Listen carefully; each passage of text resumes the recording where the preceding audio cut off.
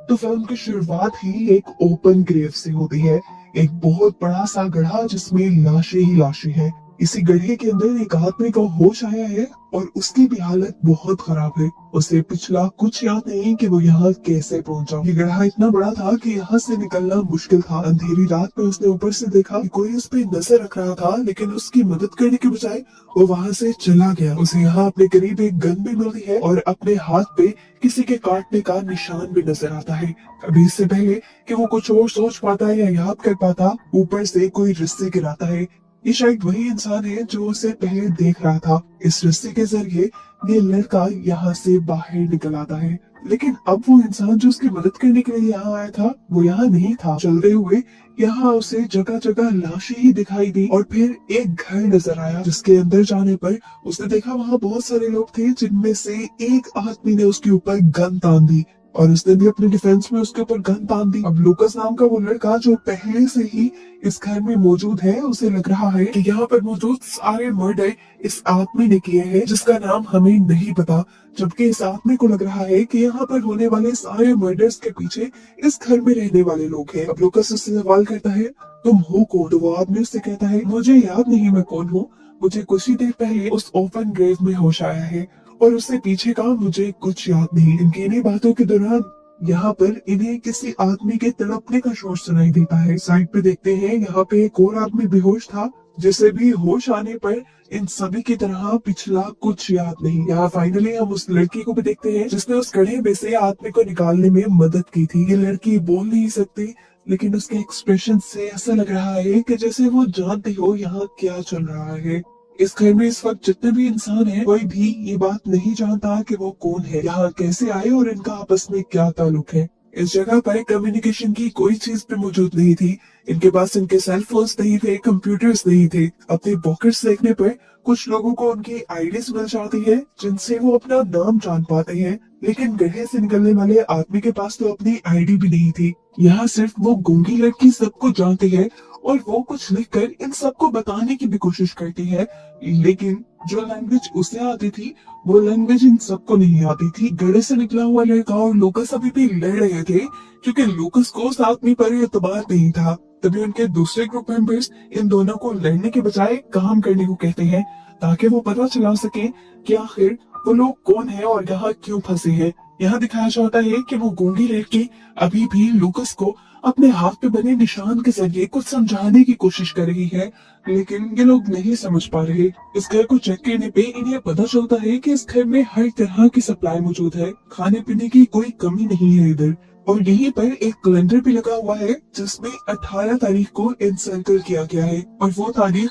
एक दिन बाद आने वाली थी, यानी 18 तारीख को कुछ खास होने वाला था और अब ये लोग उस चीज का पता चलाना चाहते थे। यहाँ पर बहुत सारी गन्स भी मौजूद थी, जिन्हें माइकल नाम का लड़का अच्छे से यूज करना जानता था और इस चीज से ये लोग अंदाजा लगाते हैं कि माइकल कोई गार्ड या पुलिस ऑफिसर हो सकता है, क्योंकि इनकी याददाश्त बेशक चली गई थी, लेकिन सबकॉन्शियस माइंड को इनके सब कुछ याद था। इन लोगों ने अपनी लाइफ में जो सीखा था, जो पढ़ा था, इन्हें वो चीजें याद थी। यहाँ पर हम देखते हैं गड्ढे से निकले हुए आदमी को लगातार कुछ ट्रियंस आ रहे थे, जिसमें वो एक लड़की को घसीटते हुए गड्ढे तक लेकर जा रहा था और उसकी बॉडी पर स्कॉर्पियन का टैटू बना था। ये लोग अब चीजों को जानने के लिए बाहर जाते हैं तो देखते हैं कि घर के बाहर भी काफी सारी डेड बॉडीज को बांध कर रखा गया है, जिन्हें देखकर ये डर जाते हैं। आसमान पे देखने पर सारे तारे इन्हें साफ नजर आ रहे थे, जिसका मतलब था ये लोग शहर से काफी दूर हैं। ये लोग चलते हुए अब एक कैबिन तक पहुंचते हैं, जहां गूंगी लड़की एक औरत को खाना खिला रही होती है। इन सबको देखते ही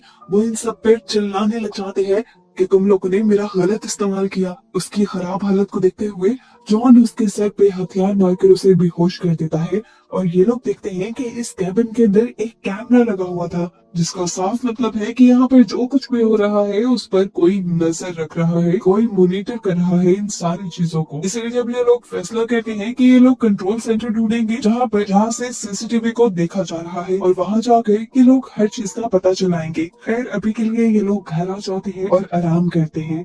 सुबह होते ही इन्होंने दोबारा जंगल में जाकर छानबीन करने का फैसला किया और एक लड़के को गूंगी लड़की के साथ घर रहने की ड्यूटी दी। लेकिन उस लड़के ने भी जिद की कि मुझे भी जंगल में जाना है। वो लड़का बहुत अच्छा निशानेबाज था और उसका मानना था कि वो जंगल में इनकी मदद कर सकता है, लेकिन ये लोग उसकी बात नहीं मानते और उसे घर पर छोड़ जाते हैं। कुछ ही देर में उसे घर के करीब से ऐसी आवाज सुनाई देती है जैसे कोई आदमी मदद के लिए पुकार रहा हो। वो लड़की को घर के अंदर बंद करके जैसे ही उस आदमी की मदद के लिए जाता है तो देखता है कि एक आदमी पूरी तरह फेंस में फंसा हुआ था। ये लड़का उसे बचाना चाहता था, लेकिन उल्टा उस आदमी ने ही पकड़कर इस फेंस को इस लड़के के गले में बांधते हुए उसे जख्मी कर दिया। यहाँ दूसरी तरफ पूरा ग्रुप जो जंगल में निकला था, उन्हें जंगल में दो गाड़ियां मिल गई जिनकी चाबियां पहले से ही इन्हें घर पे मिल गई थी। इन गाड़ियों को लेकर ये लोग यहाँ से भाग सकते थे, लेकिन एक इलेक्ट्रिक कार थी जिसकी बैटरी कम थी और दूसरी कार में फ्यूल बहुत कम था। इस कार में इन्हें एक पिक्चर मिलती है जिसमें ये सभी लोग थे सिवाय उस लड़के के जो गढ़े से आया था। ये देखकर इन्हें शोर हो गया कि वो लड़का इनके ग्रुप का नहीं है, लेकिन तभी उस लड़के ने कहा कि हो सकता है मैं ही ये पिक्चर ले रहा हूँ। इनकी यही डिस्कस करते हुए वो गूंगी लड़की के पास आती है और इन्हें हाथ पकड़कर वहां लेकर जाती है जहाँ पर उनके दूसरे साथी को फेंस से एक आदमी ने जख्मी कर दिया था। ये लोग जब तक पहुंचे तो वो आखिरी सांसें गिन रहा था। इनके आते ही वो लड़का मर गया और पीछे वाला आदमी दोबारा से चिल्लाने लगा और उसको चिल्लाते देखकर गड्ढे से निकले हुए आदमी ने उसको शूट करके मार दिया। अब सभी सदमे में थे क्योंकि इनका एक साथी मर गया था और अगर जल्द ही इन्होंने यहाँ से निकलने का इंतजाम नहीं किया तो इनको लग रहा है कि ये लोग भी मर जाएंगे। अब गड्ढे से निकला हुआ आदमी शैरन को लेकर एक गाड़ी को धक्का स्टार्ट करते हुए यहाँ पर छानबीन करने के लिए निकल जाता है और करीब ही इन्हें एक और बिल्डिंग मिल जाती है जिसके अंदर जब ये लोग जाते हैं तो वहाँ इन्हें एक बच्चा मिलता है जो गड्ढे से निकले हुए आदमी को जोना कहकर पुकार रहा था। वो उसे कहता है, जोना यहाँ से चले जाओ, कल तक वो लोग आ जाएंगे और सबको मार देंगे। वो लोग कंफ्यूज हो गए थे कि ये बच्चा किस बारे में बात कर रहा है। इन्हें सच में कुछ याद नहीं था। घर पर लूकस और बाकी लोग थे। लूकस की हालत हम देख रहे हैं कि खराब होती जा रही है। इसी खराब हालत के चलते वो गूंगी लड़की को भी पकड़ लेता है, लेकिन बाकी लोग उसे बचा लेते हैं। उधर शैरन और जोना दोनों मिलकर उस बच्चे के पास पहुंचने की कोशिश करते हैं, लेकिन दरवाजा इन्हें बंद मिलता है। जुनून में आकर जोना जब दरवाजा तोड़ने की कोशिश करता है तो शैरन के सर में दर्द हो जाता है और यहाँ पर दोनों को ही अजीब सी फीलिंग होती है। इन्हें एक दूसरे से अट्रैक्शन फील हो रही थी और ऐसा लग रहा था कि जैसे इन दोनों का आपस में कोई ताल्लुक हो। दूसरी तरफ घर पर नेथन उस गूंगी लड़की से इशारों में उस औरत के बारे में पूछता है जिसे वो खाना खिला रही थी। गूंगी लड़की उसकी बात समझ आती है और नेथन को शेड में लेकर जाती है जहाँ वो औरत थी, लेकिन अब वो औरत वहाँ से भाग चुकी थी। अब गूंगी लड़की को यही छोड़कर नेथन आगे बढ़ता है यहाँ कुछ और रिसर्च करने के लिए और आगे उसे काफी सारे और शेड्स मिलते हैं। साथ ही उसे नीचे पड़ा हुआ एक चश्मा भी मिलता है जिसे वो उठाकर पहन लेता है। इसे पहनते ही उसे सब कुछ क्लियर दिखने लगा था, मतलब ये चश्मा उसी का था और इसके साथ उसे थोड़ी थोड़ी यादें भी आ रही थी पुरानी। अब वो गूंगी लड़की अकेली ही वापस घर आ जाती है और देखती है कि लूकस की तबीयत बहुत ज्यादा खराब है। लूकस ने पहले भी एक दो मरतबा उसके ऊपर हमला किया था। अब उसकी खराब हालत को देखकर उसने अपने आप को एटिक में बंद कर लिया, ये सोचते हुए कि जब तक बाकी लोग घर नहीं आते वो अपने आप की हिफाजत करने के लिए अपने आप को एटिक में ही बंद रखेगी। लूकस अब इस घर की छानबीन करने लग जाता है और नीचे बेसमेंट में उसे खुफिया दरवाजा मिलता है जिसे वो तोड़ देता है और अंदर जाने पे क्या देखता है कि जिस कंट्रोल सेंटर को ये लोग ढूंढना चाह रहे थे वो कंट्रोल सेंटर यही था। वो सारे कैमरास जो छोटे छोटे हट्स में लगे हुए थे उन्हें यही से मॉनिटर किया जा रहा था और अब कैमरास में देखने पर उसे पता चला कि उसके अंदर बंद सभी विक्टिम्स भाग चुके हैं। यहाँ पे एक छोटी सी साइंस लैब भी बनी हुई थी और इंसानी ब्रेन्स भी रखे हुए थे जैसे कोई इलीगल एक्सपेरिमेंट यहाँ पे चलते रहे हो। अब यहाँ पर पड़ी हुई चीजों को ढूंढ कर वो ये पता चलाने की कोशिश करता है कि इन एक्सपेरिमेंट्स के पीछे आखिर है कौन और उसे एक कैमरा की फुटेजेस से पता भी चल जाता है कि इन सारी चीजों के पीछे जोना था और जोना लूकस के ऊपर भी एक्सपेरिमेंट कर रहा था। सीन कट होकर दूसरी तरफ हमें जोना और शैरन को देखा गया जो अपने बिल्डिंग की तरफ वापस आ रहे थे कि अचानक उनकी कार के सामने एक दरख्त गिर गया। उसे हटाने के लिए ये लोग जब बाहर निकले तो इन्हें वहाँ बहुत सारे इन्फेक्टेड आदमी दिखे। ये लोग साइको हो चुके थे और जुनून में जंगल में लकड़ियां काट रहे थे। शैरन को ये सब कुछ बहुत अजीब लग रहा था, लेकिन जोना ने पता नहीं क्यों उन सब लोगों को आवाज लगा दी और जुनून में कुल्हाड़ी लिए वो सारे लोग इनकी तरफ दौड़ने लगे। ये लोग जान बचाने के लिए अपनी गाड़ी में बैठ जाते हैं, लेकिन गाड़ी में भी अब बैटरी नहीं थी। जोना कार को धक्का लगाने के लिए बाहर निकलता है और शैरन डर जाती है क्योंकि वो लोग इनके बहुत करीब आ चुके थे। अचानक वो देखती है कि लोग इनके और पास आने के बजाय अचानक किसी चीज को देखकर वहां से डरकर भाग गए हैं। वहां पर असल में लाशें लटकी हुई थी जिनसे डर के ये लोग भागे थे। ये लोग हैरान तो हुए, लेकिन इन सारी चीजों को साइड पे करते हुए ये लोग गाड़ी लेकर घर आ गए, जहाँ लूकस पहले से ही इनका इंतजार कर रहा था। उसने शैरन को कैमरा दे दिया जिसमें जोना के सारे करतूत थे और जोना के ऊपर गन तान कर खड़ा हो गया। इन वीडियोस को देखने के बाद शैरन को भी जोना पर शक होने लगा। शैरन के हाथ पे भी इंजेक्शंस के निशान थे और वो ये देखकर समझ गई कि जोना ने जरूर उसके ऊपर भी एक्सपेरिमेंट्स किए होंगे। इससे पहले कि लूकस जोना को मार देता, जोना उनको समझाता है कि रुको, वेट करो, मुझे ये जानना है कि मैं कर क्या रहा था। इससे पहले जोना कुछ और बोल पाता, लूकस उसके ऊपर गन से वार करके उसे बेहोश कर देता है और घसीटता हुआ उसी ओपन ग्रेव तक ले आता है जिसमें से मूवी के स्टार्ट से वो निकला था। इस गड्ढे में गिरने से पहले ही जोना को होश आ गया। वो लूकस को रोकना चाहता था कि वो उसे गड्ढे में ना गिराए, लेकिन जानता था कि लूकस रुकने वाला नहीं, उसके हाथ में गन भी है, वो तो उसे जान से भी मार सकता है। लूकस ने उसे गड्ढे में गिरा दिया और गड्ढे में गिरते ही उसे बहुत सारे फ्लैशबैक्स आने लगे। उसे बहुत कुछ याद आ गया और यहाँ गड्ढे में उसे टैटू वाली लड़की की लाश भी मिल गई जिसे बार बार वो फ्लैशबैक में देख रहा था। जोना को यहाँ गिराने के बाद लूकस घर आ गया और आते ही उसने शैरन से गाड़ी की चाबी मांगना शुरू कर दी। शैरन ने जब उससे वेतन के बारे में पूछा तो उसने देखा कि लूकस को कुछ याद नहीं था। वो समझ गई कि लूकस भी वैसे ही साइकोस में बदलने लगा है जैसे साइकोस वो बाहर देख कर आई है।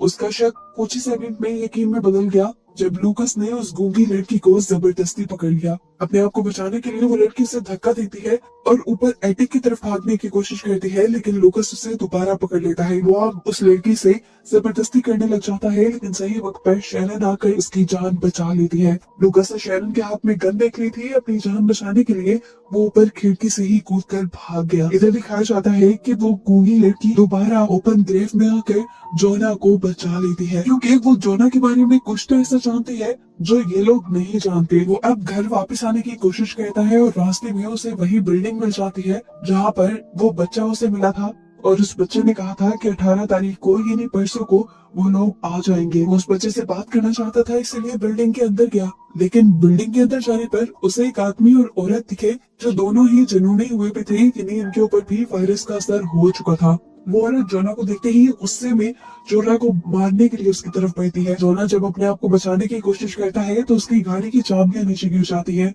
और वो औरत जल्दी से उठाकर उन चाबियों को मुंह में डाल देती है, जिनको बचाने के लिए जोना को उसके ऊपर वार करना पड़ता है और आखिर वो चाबियां लेकर यहाँ से बाहर निकल आता है। आगे जाने पर उसने देखा वो बच्चा और उसकी फैमिली यहाँ से जा रहे थे।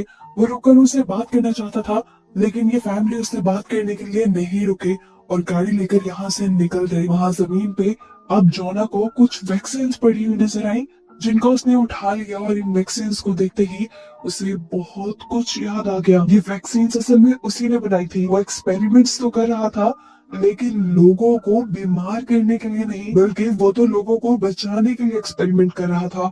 असल में एक अजीब किस्म का वायरस पूरी दुनिया में फैल रहा था जिससे लोग साइको हो रहे थे और अपने आप को नुकसान पहुंचा रहे थे। इस वायरस को ही बचाने के लिए जोना वैक्सीन ढूंढ रहा था। वैक्सीन उसने बना भी ली थी जिसे अब इन्होंने पूरी दुनिया पे पहुंचाना था, लेकिन किसी वजह से वो वैक्सीन बाहर तक नहीं पहुंच पाई। इस आइलैंड में सारे उन्हीं लोगों को लाया गया था जो ऑलरेडी इस वायरस से इन्फेक्टेड थे और इन्हीं के ऊपर जोना एक्सपेरिमेंट कर रहा था। यहीं पर जोना को एक पेपर मिलता है जिससे उसे ये बात पता चलती है कि जोना को असल में मिलिट्री वालों ने ही इस आइलैंड पे ये सारे एक्सपेरिमेंट करने के लिए भेजा था और उसे 18 अप्रैल तक की डेडलाइन दी गई थी। अगर वो 18 अप्रैल तक उस वायरस का क्योर नहीं ढूंढ पाता तो मिलिट्री वाले यहाँ आकर इस वायरस से इन्फेक्टेड सभी लोगों को मार देते। यानी जोना तो यहाँ मौजूद इन सारे साइको लोगों की जान बचाने की कोशिश कर रहा था। यहाँ पे ये भी पता चलता है कि ये आइलैंड एक डंपिंग जोन है जहाँ पर दुनिया भर से मरे हुए इंसानों को लाकर फेंका जाता है जो इस वायरस की वजह से मरते हैं। जोना देखता है कि जिस आदमी के जरिए वो ये वैक्सीन बाहर दुनिया में पहुंचाना चाह रहा था वो आदमी भी यही मरा पड़ा है। ये वैक्सीन मिलिट्री तक नहीं पहुंची है। मिलिट्री को लगेगा कि वो अपने अपने एक्सपेरिमेंट में कामयाब नहीं हुआ और ऐसे जल्द ही मिलिट्री वाले यहाँ आकर सबको मार देंगे। अब इसी गाड़ी में मिली हुई और चीजों से जोना को पता चलता है कि शेरन उसकी गर्लफ्रेंड है और नेथन उसका भाई है, और उन सब के जिस्मों पे इंजेक्शन के निशान इसीलिए हैं क्योंकि जोना ने उन सबको उस वायरस से बचने के लिए वो वैक्सीन लगा दी थी, और उस वैक्सीन के साइड इफेक्ट में ये सभी अपनी याददाश्त खो बैठे थे। अब इससे पहले जोना ये सारी बातें जाकर शेरन और नेथन को बताता, यहाँ पर लूकस उसका पीछा करते हुए आ जाता है और उसे मारने की कोशिश करता है। वो जोना को गला दबाकर उसे मारने ही वाला था कि जोना ने पास पड़ा पत्थर उसके सर पे मारा और यहाँ पर लूकस की मौत हो गई। यहाँ अब हमें फ्लैशबैक की स्टोरी दिखाई जाती है कि ये पूरा ग्रुप असल में एक्सपेरिमेंट्स करने के लिए यहाँ आया था, लेकिन नेथन यानी जोना के भाई की गलती की वजह से एक इन्फेक्टेड लड़की जिसके ऊपर जोना एक्सपेरिमेंट कर रहा था वो आजाद हो गई। वो इन सबको मारने वाली थी, लेकिन जोना ने अपनी जान बचाने के लिए उसे ही मार दिया। और जो बार बार फ्लैशबैक जोना को आ रहा था वो इसी लड़की को ओपन ग्रेव में गिराने जा रहा था। वो यहाँ इस लड़की को ही गिराने आया था, लेकिन पीछे से किसी इन्फेक्टेड आदमी ने उसे भी धक्का देकर इस ओपन ग्रेव के अंदर ही फेंक दिया। यहाँ से निकलना बहुत मुश्किल था और आसपास सभी इन्फेक्टेड लोग पड़े थे। तो इन सब से बचने के लिए जोना ने अपने आप को उस इंजेक्शन से यानी वैक्सीन से इंजेक्ट कर लिया, जिसकी वजह से उसकी याददाश्त चली गई और उसके बाद उसे मूवी के स्टार्टिंग सीन में होश आया, जो हम देख भी चुके हैं। घर पर हमें दिखाया जाता है कि नेथन भी भागते हुए अब इस बिल्डिंग में वापस आ चुका है। शेरन उसे देखकर गले लगा लेती है और कहीं न कहीं हमें पता चलता है कि इन दोनों को भी सारी बातें याद आ चुकी है। शेरन यहाँ पर बैठकर जोना के लिए नोट लिखती है क्योंकि घर के बाहर अब बहुत सारे इन्फेक्टेड लोग हैं जो इन्हें मार सकते हैं। जोना भी भागते हुए घर की तरफ ही बढ़ रहा था और हम देखते हैं कि अब सुबह भी हो चुकी है, यानी वो दिन आ गया है जब आर्मी वाले आकर इन सबको मार देंगे।